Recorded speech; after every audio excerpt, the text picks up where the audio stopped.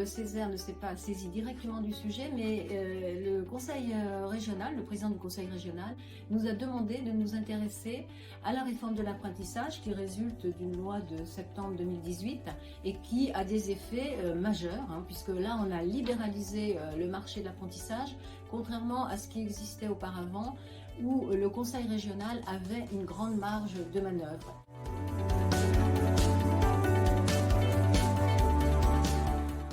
On observe plusieurs tendances très fortes, mais que je vais nuancer en disant qu'on est dans un contexte un petit peu particulier, où on a connu la crise sanitaire en 2020 et ses effets sur les années suivantes. Et dans ce contexte-là, l'État a abondé de manière significative en matière d'aide exceptionnelle. Donc il y a probablement un effet d'aubaine qui a joué en la matière. Donc les chiffres, ils existent, mais on n'est pas en capacité de voir vraiment ce qui ressort de la réforme et de ce qui est lié à un effet d'aubaine en raison des aides importantes qui ont été accordées. Donc le premier point que je signalerai, c'est une augmentation significative du nombre de CFA, puisqu'on est passé de 40 CFA en 2018 à 103 en 2021, sachant que dans les 103, on a 13 CFA qui n'ont pas proposé de formation, donc on pourrait dire qu'on est passé de 40 à 90 CFA. Ça, c'est le premier point. Ensuite, un développement important en matière d'offres de formation.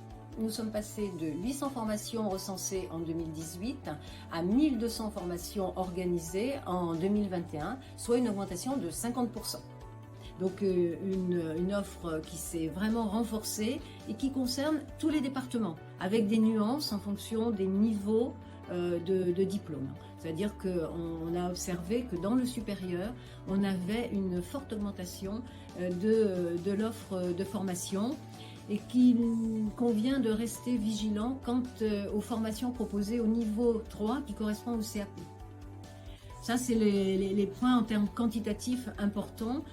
Ce que l'on pourrait dire aussi, c'est que les CFA que nous avons interrogés, les opérateurs de compétences, qui s'appellent des OPCO, nous ont signalé un certain nombre de points positifs. C'est notamment la possibilité d'avoir une plus grande latitude, tout en étant malgré tout encadré par ce qu'on appelle le coût contrat, qui borne le coût d'un contrat d'apprentissage.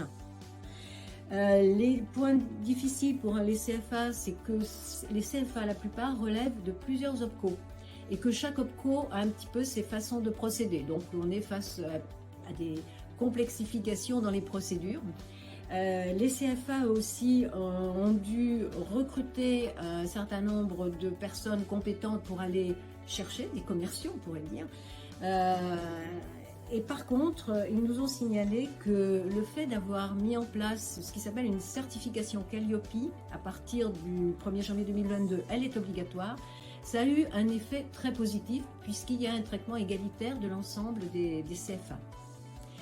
Ensuite, il y a encore des inquiétudes dans les réflexions qui ont été entendues, c'est que le financement des investissements pour des CFA les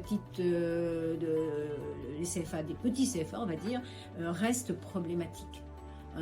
La crainte de ne pas pouvoir assumer des investissements techniques importants. Et là, la région a une compétence qui peut s'exercer dans ces domaines-là pour que des CFA de petite taille, avec des petits effectifs, puissent quand même continuer et notamment s'approcher le plus possible des besoins sur le territoire.